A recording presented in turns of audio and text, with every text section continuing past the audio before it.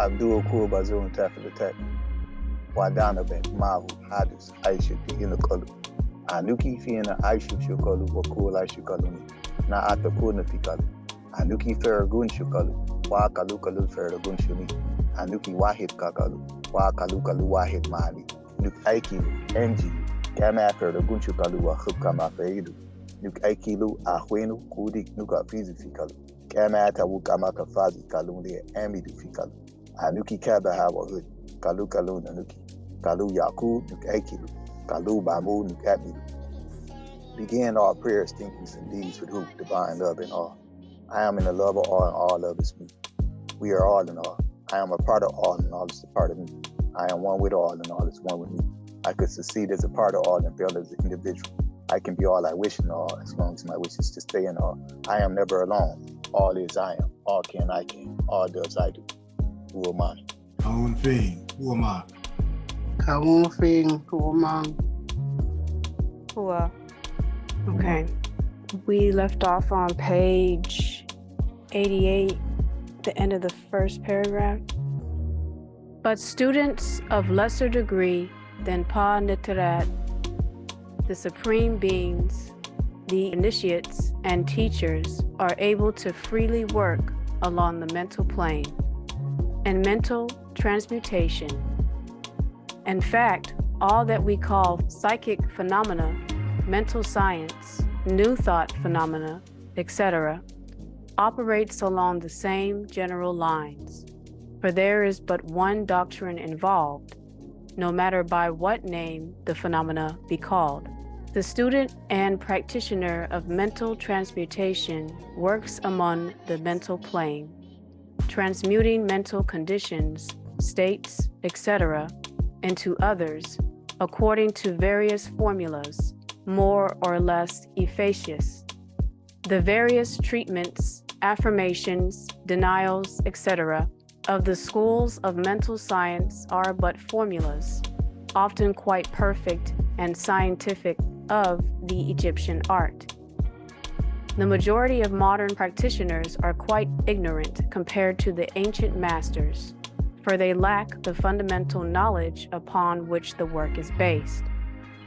Not only may the mental states, etc., of oneself be changed or transmuted by the ancient Egyptian order methods, but also the states of others may be and are constantly transmuted in the same way, usually unconsciously, but often consciously by some overstanding the laws and doctrines, in cases where the people affected are not informed of the doctrine of self-protection.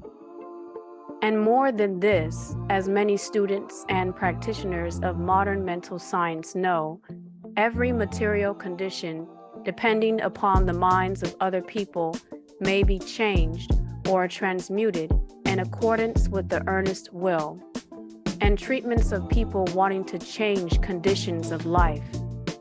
The public are so generally informed regarding these things at present that we do not deem it necessary to mention the same at length. Our purpose at this point being merely to show the Egyptian doctrine and art underlying all of these various forms of practice, good and evil, for the force can be used in opposite directions according to the Egyptian doctrine of polarity. In this little book, I shall state the basic doctrine of mental transmutation, that all who read may grasp the underlying doctrines, and thus possess the master key that will unlock the many doors of the doctrine of polarity. I shall now proceed to a consideration of the first of the Tehuti 9 doctrine, the doctrine of mentalism, in which is explained the truth that the mental is in the all, and that each individual receives mental impressions in the mind. The universe is mental. In the words of Tehuti, I ask the close attention and careful study of this great doctrine on the part of my students of the ancient Egyptian order, for it is really the basic doctrine of the whole Egyptian teaching and of the Tehuti art of mental transmutation. Wajet, or I, all-seeing. Chapter 4. pt.3, the all. The all is I am. The all is the physical, the existence, the definite article, substantial reality. Substance means that which underlies all outward manifestations. Substance, person, places, things, the essence, the essential reality, the thing in itself, etc. Substantial means actually existing, being the essential element, being real, etc. Reality means the state of being real, true, enduring, valid, fixed, permanent, actual, etc. Under and behind all outward appearances or manifestations, there must always be a substantial reality. This is the law. Mortals, considering the universe of which they are a unit, sees nothing but change and matter, forces, and mental states. They see that nothing or no one thing is all things. Not one thing or one God really is all things as one. Not thing, just all. Everything is becoming and changing. Nothing stands still. Everything is being born, growing, dying. The very instant a thing reaches its height, it begins to decline into another state of existence. The law of rhythm is in constant operation. There is no reality, enduring quality, fixity, or substantiality in anything. All things are permanent, but change. Yet never gone and mental and physical is one state vibrating at different speeds.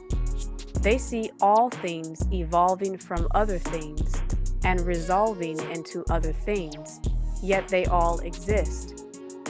Nothing is totally gone. If so, where do they go?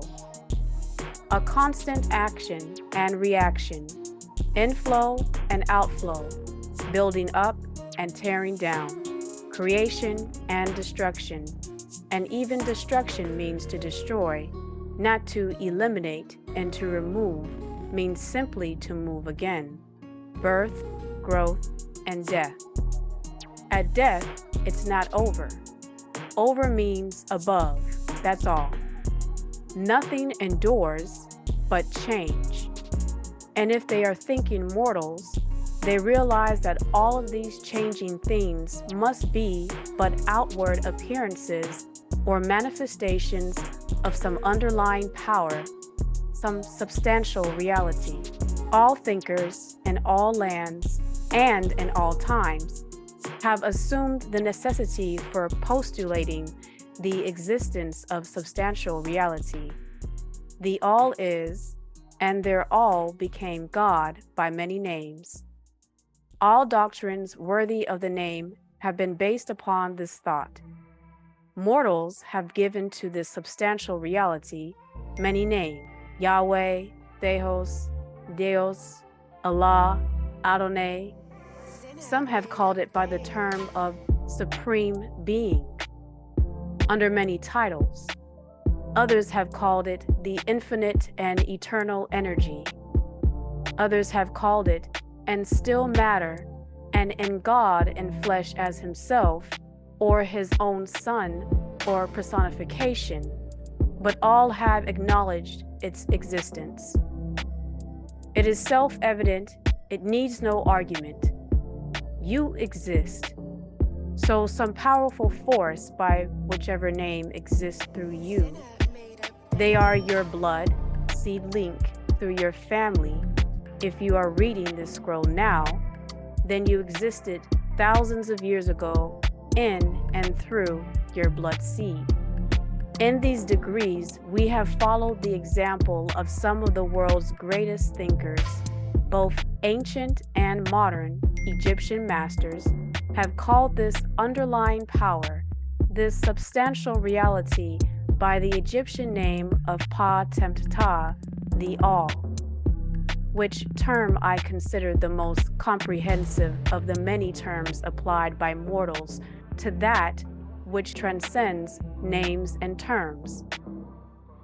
I accept and teach the view of the great Egyptian thinkers of all times, as well as of those illuminated souls who have reached higher planes of being, both of whom assert that the inner nature of the All is unknowable. Yet we are in it. So in fact, it's not unknowable at all, but rather very known, as we exist in the All. This must be so, for naught, by the All itself, can comprehend its own nature and being, and we are in the deeds and actions and its manifestations. The Egyptians accept and teach that the All in itself is and must ever be unknowable to those who fear the reality that they are a part of God and thus gods themselves. The Egyptians had no problem with this. They regard all the theories, guesses, and speculations of the theologians and metaphysicians regarding the inner nature of the All as but the childish efforts of mortal minds to grasp the secret of the infinite of which they must be a part of, or must be a part if they exist. Even if God or a god said puff and they were created, still they would have had to exist in God's mind and God's being to come into existence. But those blinded by religious light can never see this. But they must. Such beliefs have always failed and will always fail. From the very nature of the task, to try to make a God that exists not exist, yet we are to believe in this non-existing God, and if we seek to prove it exists on this physical plane, then we become blasphemers. This is truly blindness. One pursuing such inquiries travels around and around in a labyrinth of thought until he and or she is lost to all sane reasoning, action, or conduct, and is utterly unfitted for the work of life. Can't face reality.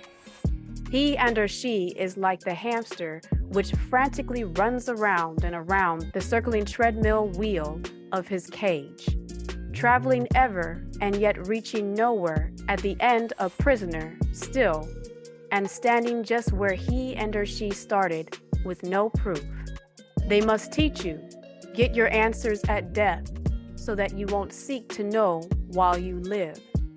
And still more presumptuous are those who attempt to ascribe to the All the personality, qualities, properties, characteristics, and attributes of themselves, ascribing to the All the human emotions, feelings, and characteristics as their own God. Jesus, Buddha, Mazda, and Krishna. But the Egyptians did not, nor never implied that just Asaru or Khonsu or Amun-Ra is the All. No, but rather they are the All as all of them exist, even down to the pettiest qualities of human beings and humankind, such as jealousy, susceptibility to flattery and praise, desire for offerings and worship, and all the other survivals from the days of the childhood of the race. Such ideas are not worthy of grown men and women and are rapidly being discarded. At this point, it may be proper for me to state that we make no distinction between religion and theology. Between philosophy and metaphysics, they all deal in hope. Religion, to us, means institutional realization of the existence of the all and one's relationship to the all and all. We ascribe personality, qualities, and characteristics to the all in all, as that is us. Theories regarding its affairs, wills, desires, plans, and designs, and their assumption of the office of middlemen between the all is the key. And the people must learn to respect the Hierophant, the Wahbat, and the Rabat. Philosophy to us means the inquiry after knowledge of things knowable and thinkable, but not sure. While metaphysics means the attempt to carry the inquiry over and beyond the boundaries and into regions believed unknowable and unthinkable, yet not and with the same tendency as that of theology. And consequently, both religion and philosophy mean to us things having roots and reality, while theology and metaphysics seem like broken reeds rooted in quicksands of ignorance, as in monotheistic religions, Mosesism, Christism, Muhammedism, and affording naught but the most insecure support for the mind or soul of man is the very God they worship.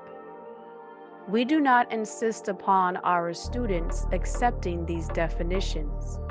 We mention them merely to show our position. At any rate, you shall hear very little about theology and metaphysics and monotheism in Egyptian teaching.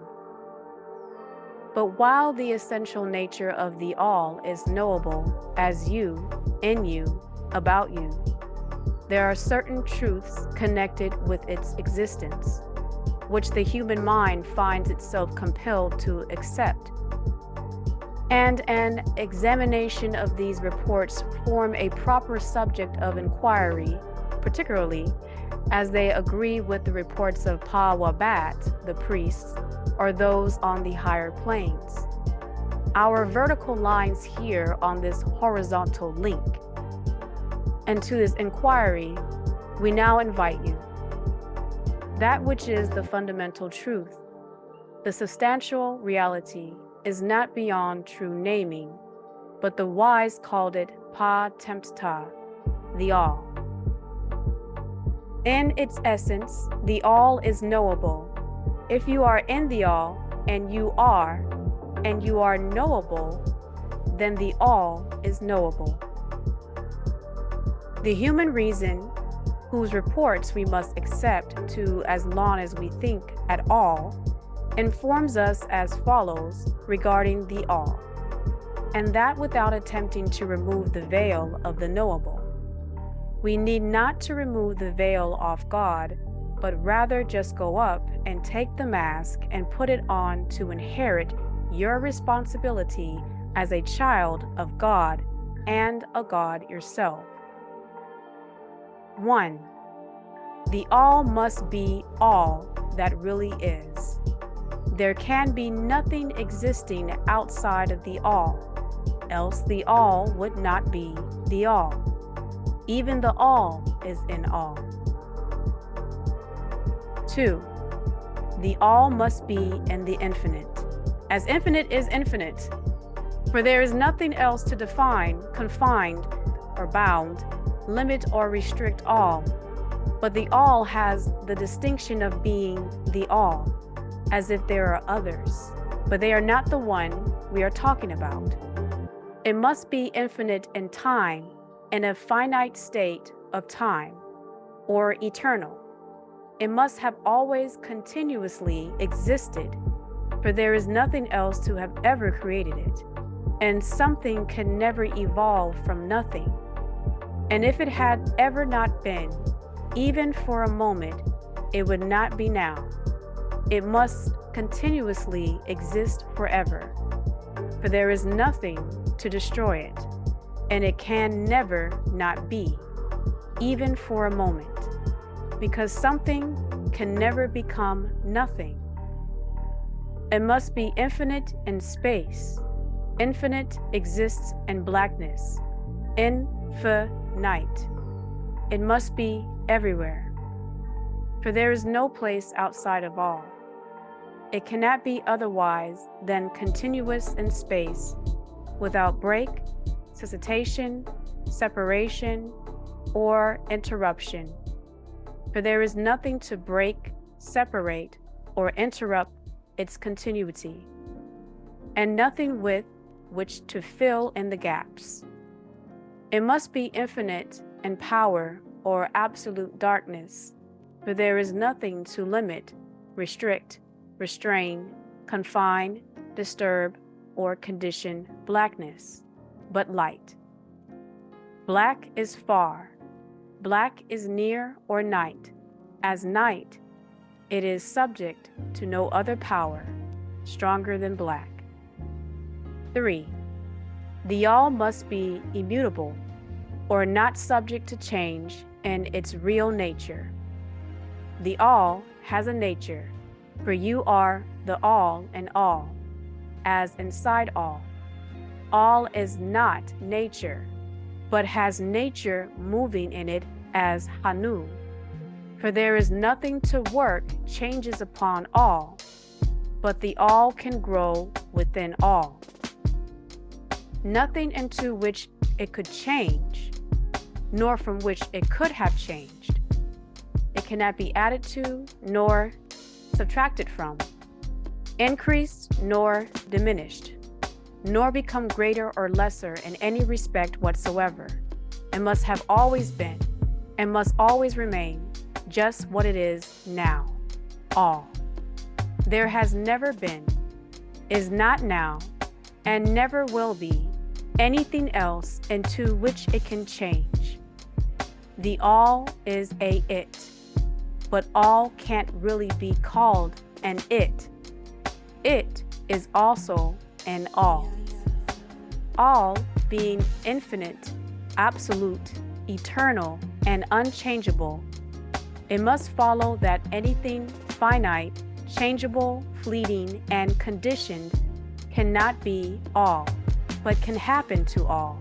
To say Allah, God, is one, is it, or the all, oneness, is its, or all's. And as there is nothing outside of all, in reality, then any and all such finite things must be as nothing in reality. So their gods does not exist in all, and all is in all, even all the thus. Now do not become befogged nor frightened by facts. We are not trying to lead you into anything. This was your way of life, long before monotheism. There is a reconciliation of this apparently contradictory state of affairs. Be patient, we will reach it in time. We see around us that which is called matter, which forms the physical foundation for all forms. Is the all merely matter? Are you just body? Not at all. Mere matter cannot manifest life or mind. And as life is manifested in the universe, mind is unmanifested, yet exists in the all, and cannot be only matter. For nothing rises higher than its own source. Nothing is ever manifested in an effect that is not in the cause. Nothing is evolved as a consequent that is not involved as the antecedent. And then modern science informs us that there is really no such thing as matter, quantum physics, that what we call matter is merely interrupted energy or force, that is, energy or force at a low rate of vibration.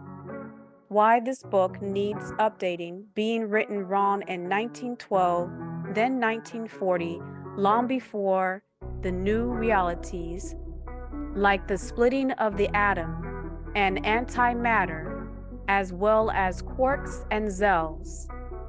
Many things today means the old Kabbalion today is wrong information, misleading many. Matter has melted into mystery. That is my story, not his story.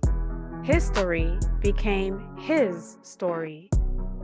Even material science has abandoned the theory of matter and now rests on the basis of energy, and not a God created this or that.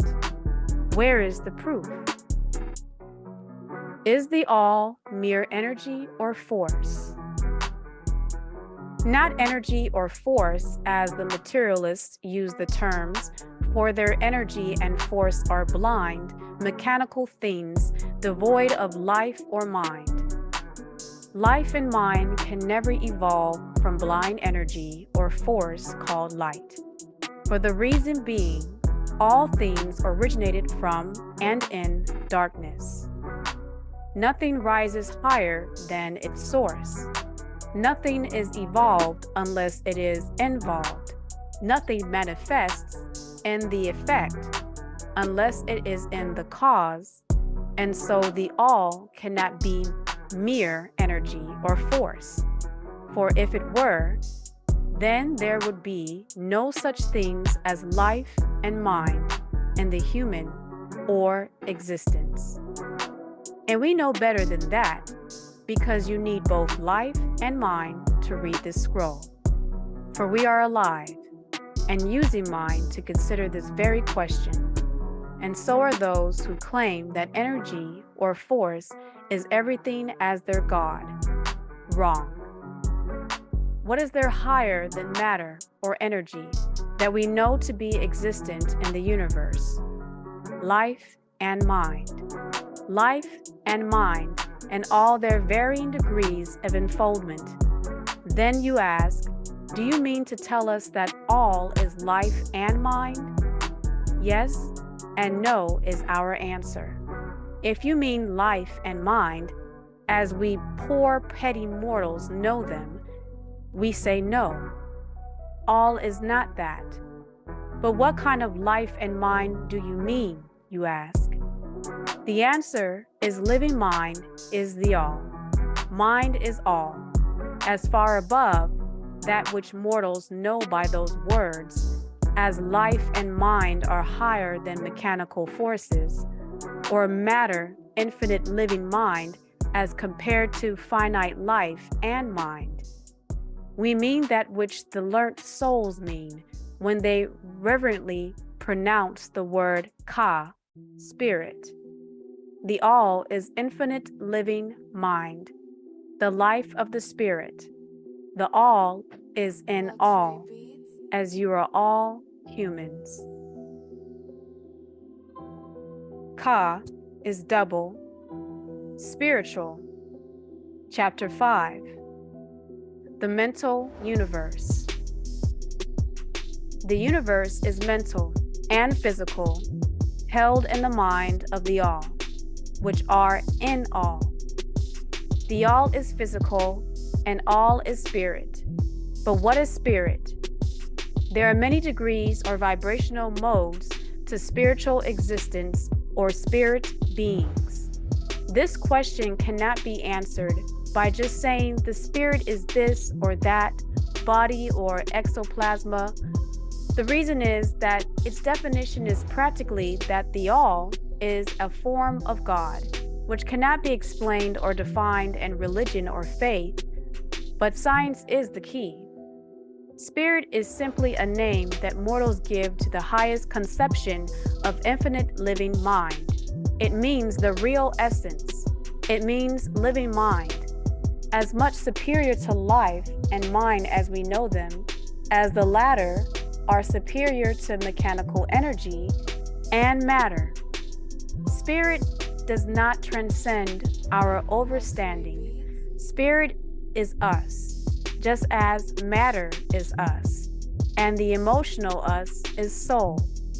And we use the term merely that we may think or speak of the all as other than us.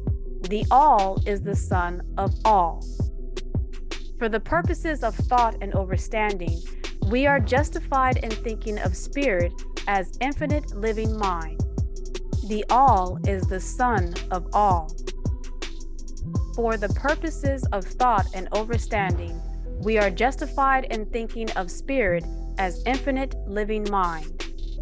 At the same time, acknowledging that we can fully overstand Ka, spirit, Ba, soul, and Kat, body.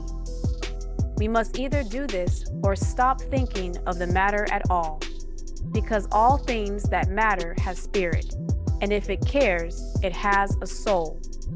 Let us now proceed to a consideration of the nature of the universe as a whole and in its parts. What is the universe? We have seen that there can be nothing outside of all. Then, is the universe all? No, but it's the all, as you are a universe. But the universe cannot be all because the universe seems to be made up of man-made particles of matter and is constantly changing. And in other ways, it does not measure up to the ideas that we are compelled to accept regarding all, as stated in our last degree. Then if the universe be not all, but in all, then it must be something or things as it is. Such is the inevitable conclusion of the mind at first thought, and has been proven.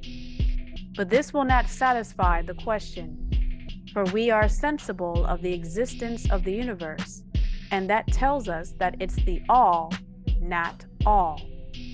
Then if the universe is the all, and not all, nor nothing, but something, what can it be? Let us examine this question.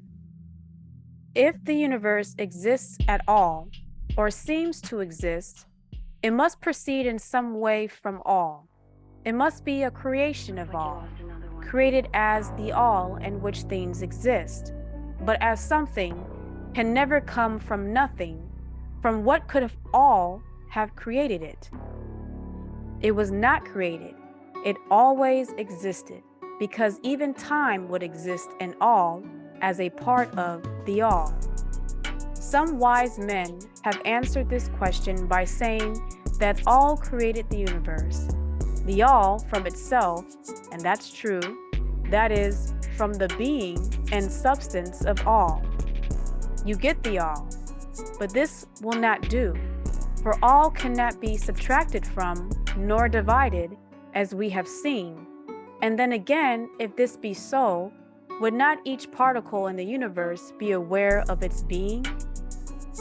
Yes, but as the all in all cannot lose its knowledge of itself, nor actually become an atom, or blind force, or lowly living thing. This is the job of the all. Some mortals, indeed, realizing that all is indeed all, and also recognizing that they, the mortals, existed, have jumped to the conclusion that they and the all were identical, and they have filled the air with shouts of "I am God," to the amusement of the multitude and the sorrow of sages, for this is very true. All is God, and God is an all. The claim of the corpuscle that "I am flesh" would be modest in comparison and limited. But what indeed is the universe? Look at it in this way. Uni is one, verse against oneness. You see the trick in the word? So all is against oneness or individualism, which is separation into parts. If it be not all, not yet created by all, having separated itself into fragments as the all or all things, what else can it be? Of what else can it be made? And what else can it be created or grown? This is the great question, and it's simple. The all is I am, and I would not be if all wasn't. let us examine it carefully. We find here that the doctrine of correspondence comes to our aid. The old Egyptian axiom, as above, so below, may be pressed into service at this point. But to really say as above, so below, again, is a form of separation to make you think there is really an above separated from a below. Think for a moment, and you will see right through the trick, or right through that trick. It's the same as separating the waters on earth by names, and you begin to accept the Indian Ocean, the Atlantic Ocean, as two separate masses of waters when they are not. Let us endeavor to get a glimpse of the workings on higher planes by examining those on our own. You see, there it is again. Higher planes. The doctrine of correspondence must apply to this as well as to other problems. Let us see, on their own plane of being, how do mortals create? Well, first, they may create by making something out of outside materials. But this will not do, for there are no materials outside of all with which it may create. But it may be made or shaped and fashioned. Well then, secondly, mortals procreate or reproduce their kind by the process of begetting, which is self-multiplication accomplished by transferring a portion of his substance to their offspring to grow in the womb. But this will not do, because all cannot transfer or subtract a portion of itself. All cannot grow, the all can. But all cannot become less than all and remain all, nor can it reproduce or multiply itself in the first place. There would be a taking away. In the second case, a multiplication or addition to all, both thoughts being an absurdity. Each new thing in all is not new, but was always there. You are not something new, as a new outside creation. That's why the real meaning of creation is to grow. You are here, was here, and will be everywhere at all times. Is there no third way in which mortals create? Yes, there is. They create mentally, and in so doing, they use no outside materials, nor do they reproduce themselves, and yet their spirit pervades the mental creation. Following the doctrine of correspondence, we are justified in considering that all creates the universe mentally as the all, and a matter akin to the process whereby mortals create mental images. As image merely means imagination, as figure merely means the number figure or a picture figure. And here is where the report of reason tallies precisely with the report of the working mind, as shown by the teachings and writings. Such are the teachings of Tehuti. Such is the teaching of the ancient Egyptian order. All can create in no other way except mentally, and that takes place inside all, as it does inside as the all, without either using material. And there is none to use if all is all, or else reproducing itself, which is also impossible. If you see it as creating, making, fashioning, or growing outside of itself, as the fools of religion want you to believe. There is no reason which, as we have said, agrees with the highest teachings of the working mind. Just as you, student of the ancient Egyptian order, may create a universe of your own in your mentality, so does all create universes in its own mentality, of which we all are a part. But your universe is the mental creation of a finite mind. The all is within it, whereas that of all is the creator of infinite and finite. The two are really one of a kind. but infinitely different in degree. We shall examine more closely into the process of creation and manifestation as we proceed. But this is the point to fix in your minds at this stage. The universe and all it contains is a mental creation of all. Verily, indeed, all is mental, and the mind and the all are in all. The all exists in its infinite mind, countless universes, which exist for aeons of time, and yet to the all, the creation, development, decline, and death of 1,000,000 universes is as the time of the twinkling of an eye. The all thinks things into being, yet doing this great work as a part of all.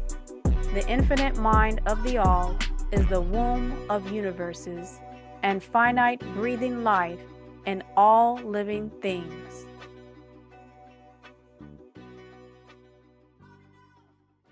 The doctrine of gender is manifested on all planes of life, material, mental, and spiritual. But as we have said before, gender does not mean sex. Sex is merely a material manifestation of gender. And that's deceiving, for each male is female, and each female is a male at conception. Gender means relating to generation or creation, not really which sex you are. And wherever anything is generated or created on any plane, the doctrine of gender must be manifested. And this is true even in the creation of universes. Now, do not jump to the conclusion that we are teaching that there is a male and female creator. All is not male or female, but in fact both. The creator being a male as God or Allah is he who creates, or Elohim said, "Let us create man." That idea is merely a distortion of the ancient teachings on the subject. For in all of them, you find the plural for God, not single. Even the Trinity is a confession. 1 Father, 2 Son, 3 Holy Ghost. Allah has 99 attributes or titles, but he is also a plural in the Quran as Al-Ahad. But again, they give this creator a gender, he.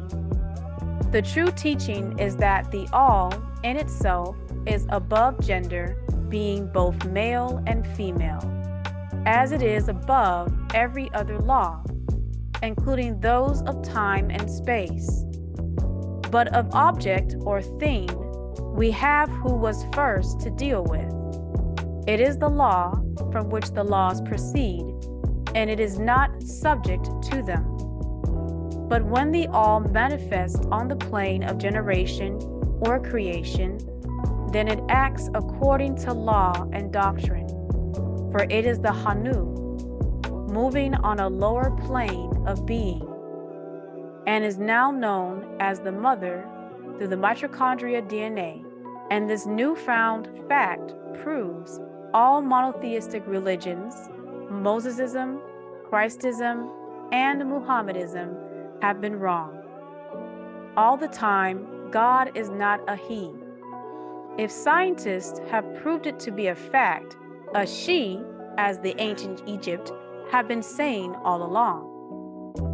As the center of physical creation, being Tawaret or Tauret, as the Greeks call her Theoris, patroness of birth and reproduction, and consequently, it manifests the doctrine of gender in its masculine and feminine aspects on the mental plane. Of course, if she is female, there must be the male doctrine within her to create it from herself. This idea may seem startling to some of you who hear it for the first time, but you have all really passively accepted it in your everyday conceptions. You come from your mother's womb, not your father's. Women give birth to the child, She shapes and fashions it in her womb. You speak of the fatherhood of God and the motherhood of nature. God is a part of nature, so God had to be born of a mother. So you created your Jesus Christ story so that God could be born from Mary, his mother. The divine father and nature, the universal mother, is all wrong. The divine who works through nature with this fact and have thus instinctively acknowledged the doctrine of gender in the universe. Is this not so? And the Egyptian teaching does not imply a real duality. All is all, not one. The two aspects are merely aspects of manifestation. The teaching is that the masculine doctrine manifested by all stands wrong in all ways apart from the actual mental creation of the universe. It projects its will toward you, which may also be called nature, whereupon the latter begins the actual work of the evolution of the universe. From simple centers of female activity onto male, even the word shows male and female, not the other way around, and then on, still higher. All according to well-established and firmly enforced laws of the divine working through herself as Mother Nature. If you prefer the old figures of thought, you may think of the masculine doctrine as God, the Father, Allah, Adonai, Christ, Jehovah, Lord, and of the feminine doctrine as nature, but you are now proven wrong. The universal mother is the master key from whose womb all things have been born. This is more than a mere poetic figure of speech. It is an idea of the actual process of the creation of the universe. But always remember that all is not one, and that in its infinite mind, the universe is generated, created, and exists beyond gender. It may help you to get the proper idea if you will apply the law of corresponding to yourself and your own mind. You know that the part of you which you call I, in a sense, stands apart and witnesses the creation of mental images in your own mind. The part of your mind in which the mental generation is accomplished may be called the me, in distinction from the I, which stand apart and witnesses and examines the thoughts, ideas, and images of the me. As above, so below. Remember, and the phenomena of one plane may be employed to solve the riddles of higher or lower planes. Is it any wonder that you, the child, feel that instinctive reverence for all as a part of the all, which feeling we call religion, that respect and reverence for the mother mind? Is it any wonder that when you consider the works and wonders of nature, you are overcome with a mighty feeling which has its roots way down in your inmost being? It is the mother mind that you are pressing close up to, like a babe to the breast. Do not make the mistake of supposing that the little world you see around you, the earth, which is a mere grain of dust in the universe, is the answer itself. There are millions upon millions of such worlds and greater, and there are millions of such universes in existence within the infinite mind of all, and you can and will visit all of them on this great journey. And even in our own little solar system, in your solar plex, there are regions and planes of life far higher than yours, and beings compared to which you earthbound mortals are as the slimy life forms that dwell on the ocean's bed when compared to mortals. There are beings with powers and attributes higher than mortals have ever dreamed of the gods he worshipped, possessing the Netirat, supreme beings. And yet these beings were once as you, and still lower, and you will be even as they, and still higher, in time, for such is the destiny of mortals, as reported by the working minds. And death is not real, even in the relative sense. It is a birth to a new life in all, and you shall go on, and on, and on, to higher and still higher planes of life, for aeons upon aeons of time. The universe is your home, and you can never explore its farthest recesses, nor reach the end of time, for they don't exist in all. You are dwelling in the finite, linked to the infinite mind of all, and your possibilities and opportunities are not limited, both in time and space.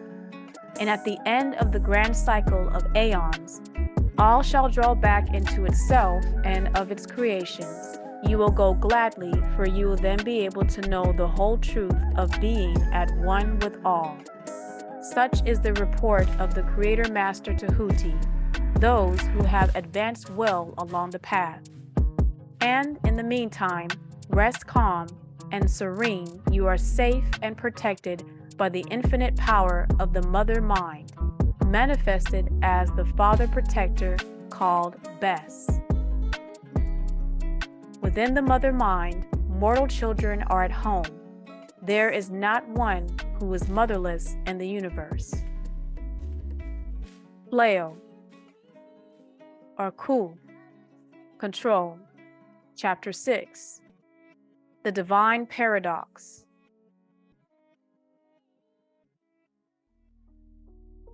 The half-wise, those of orders without all the degrees, recognizing the comparative unreality of the universe, imagine that they may defy its laws and call it God's place.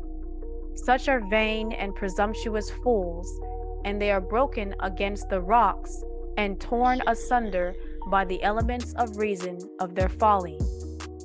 The truly wise, knowing the nature of the universe, use law against laws, the higher against the lower, and by the art of alchemy, transmute that which is undesirable into that which is worthy, and thus triumph.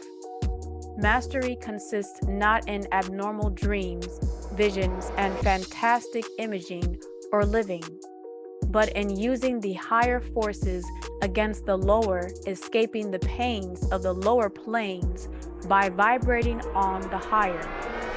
Transmutation, not presumptuous denial, is the weapon of the master.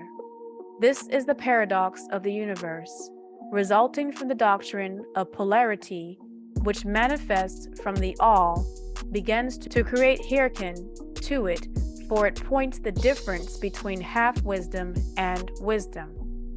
While to the infinite all, the universe, its laws, its powers, its life, its phenomena, are as things witnessed in the state of mediation or meditation, or dream of things only that exist or you've seen before. Yet to all that is finite, the universe must be treated as real, and life, and action, and thought must be based thereupon accordingly. Although with an ever overstanding of the higher truth, each according to its own plane and laws. If the all were to imagine that the universe were indeed reality, then woe to the universe, for there would be then no escape from lower to higher. Divine word, then would the universe become a fixity, and progress would become impossible. And if mortals owing to half wisdom, religious acts and lives and thinks of the universe is merely a dream akin to his own finite dreams, then indeed does it so become for him. If he sees God as a ghost, then to him God is only a ghost, a spook, not of the real world. And like a sleepwalker, he stumbles ever around in a circle, making no progress, and being forced into an awakening at last by his falling bruised and bleeding over the natural laws which he ignored. Keep in mind ever on the star, but let your eyes watch over your footsteps, lest you fall into the mire by reason of your upward gaze at nothing substantial. Remember the divine paradox that while the universe is not still, it is. Remember ever the two poles of truth, the absolute and the relative. Beware of half-truths, and worse than half-truths is no truth at all. Light is good and darkness is evil. Light is truth and right. All of this is untruth. Light is bad. Light is untruth. White is weak and wicked. What Egyptians know as the law of paradox is an aspect of the doctrine of polarity. The Egyptian writings are filled with references to the appearance of the paradox and the consideration of the problems of life and being.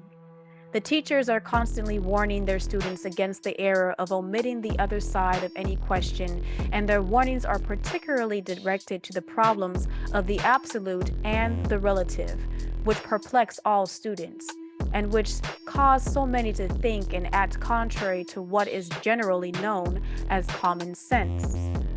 And we caution all students to be sure to grasp the divine paradox of the absolute and relative, lest they become entangled in the mire of the half-truth and the non-truths. With this in view, this particular degree has been written. Read it carefully. The first thought that comes to the thinking mortal after they realize the truth that the universe is a mental creation of all, including the all, as you would have God and his angelic beings, is that the universe and all that it contains is a mere illusion, an unreality against which idea their instincts revolt. You know it's real because you are part of it and you are real. But this, like all other great truths, must be considered both from the absolute and the relative points of view.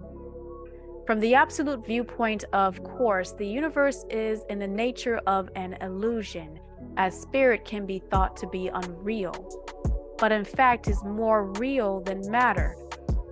A dream, a phantasmagoria, as compelled to the all in itself. We recognize this even in our ordinary view, for we speak of the world as a fleeting show that comes and goes, is born and dies for the element of impermanence and change. Finiteness, insubstantiality, must ever be connected with the idea of a created universe when it is contrasted with the idea of the all, no matter what may be our beliefs concerning the nature of both. Philosopher, metaphysician, scientist, and theologian all agree upon this idea, and the thought is found in all forms, philosophical thought and religious conceptions, as well as in the theories of the respective schools of metaphysics and theology. Let's all tell the truth. We exist, and so existence is real and relative and not an illusion, but rather alludes to the fact of all existence. Can we take a little break? Anybody want to ask questions real quick? You can take a little break. Go ahead. Well, we have to, anybody got any comments, concerns, questions? We got 9:23. This is Sacred Wisdom of Tehuti, written by the Master Teacher. I'm in Nubile up top. Cool, I got a question. So she was reading the part about the universe. It was saying that the universe, una is one, and verse is like many. Am I correct? Una was one, and verse is against. So we were saying we're against oneness, and therefore you understand that. Just like the elements on the elemental chart, right, that you see, you'll notice that it stems from a source, a specific element, let's say hydrogen, that becomes helium, et cetera, and all the way down to so many things. But in all actuality, it is actually from one source. So when we say uni means one, and then you say birth, meaning against. So you're saying against oneness. So that gives you the idea of multi instead of one singularity. It gives you the all instead of all. The is a definite article and all is. So when you actually say the all, you're actually making it less than all. You have a point of references of all different things. Different things give it plurality instead of a singularity. Am I explaining it a little bit to you? So you can comprehend what it's saying. So before it was saying universe, basically is saying one, and then verse is, you versus me. So it gives you the idea that there is more, there's another, right? So you're saying against one, against uni. Cool, I got that. Thank you for explaining that to me. Now I have another question. She was saying, and she was reading about male comes from female. The word actually male come from female, and then she elaborated on reading that men come from women. So the notion of the Holy Father, I would say, is a male is kind of contradicting. Most definitely. Y'all heard that, man? Yeah. Can you hear me? I can hear you. It's selective hearing. We definitely hear the ego. Yeah, we definitely hear the wings of the ego. No, but she's correct. But it's not in your idea of male and female, which is just subjected to this plane or this carnal earth realm of existence.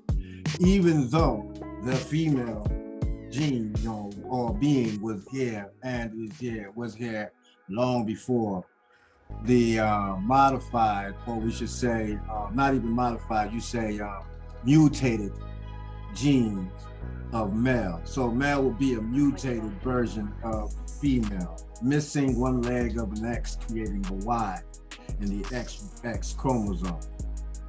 So male have nipples, but don't breastfeed. Useless stuff on them, proving that they form from a specific stock, and they are lesser, they are mutated versions of females. Yes, that is true. That feminine force of yielding and creation, right? Yielding is birth, right? Yielding, you yield babies, you yield fruits. That energy is what we consider feminine energy. We're not talking on our level, like human type of females or males, like that type of gender. We're talking about the force. Like the mother is the birth and the nourisher. She gives birth to you, she nourishes you. You follow that? That science or that nature within itself is what we're referring to. The womb is the universe. The universe gave birth to, so the universe would be considered mother. I got it. But still, with all that good breaking down, male and female is still the energy, the feminine energy and the mother energy is still yielder, giving birth. That's all female. You know what I mean? That's all feminine, regardless how you put it. All right? Okay. Cool. So don't think that you don't have male aspect within you as well. That's why in the Holy Tablet, it says, Zakar, you are the cable, and the cable, you are the car. In chapter 7. Okay, now the spirit, once you leave this once you leave this body, it has the gender aspect, genes aspect, gender gene aspect has nothing to do with it. You are either both, or you either could say neither, or you could say all of it. You know what I mean? As far as gender, as far as whether it's male or female. Tayo. So let's finish it with the all affirmation. Abdul Kubazo and Tafilitek. Wadanabek, Mahu, Hadis, Aisha, Pi in the color. Anuki Fiena, Aisha Shokolu, Wakula Shikaluni. na ata kuna fikalu. Anuki fer gunshu kalu, wa kalu kalu fer gunshu ni. Anuki wahid kakalu, wa kalu kalu wahid mani. Nuk aikilu, enjiu, kama fer gunshu kalu wa khub kama feilu. Nuk aikilu ahwenu kudik nuka fizi fikalu. Kama ata wukama kafazi kalu de amidu fikalu. Anuki kaba hawa hood, kalu kalu nanuki. Kalu yaku nuk aikilu, kalu bamu nuk amilu. Begin our prayers, thinkings, and deeds with who? Divine love and all. I am in the love of all, and all love is me. We are all in all. I am a part of all, and all is a part of me. I am one with all, and all is one with me. I could succeed as a part of all and fail as an individual. I can be all I wish in all, as long as my wish is to stay in all. I am never alone. All is I am. All can I can. All does I do. Who am I? Kaun Fin who? Tawahat, Shohat, everybody. And we'll see you in the next shadow. Oh, Toad, right? Toad Brook, everybody as well. I know how many y'all, been fasting. How y'all feel? Y'all started your fast yet after? Look, I got 2 hours and 46 minutes, and when the sister said best at 9:14, I was doing my Ashy Chat, and that's what deity I was on. Best, and we said it at the same time. Cool. And Fin, that's what's up. Y'all get ready for the Toad. It's good energy. And the field was shat. Everybody. Womana. Nefu Shat, Womana.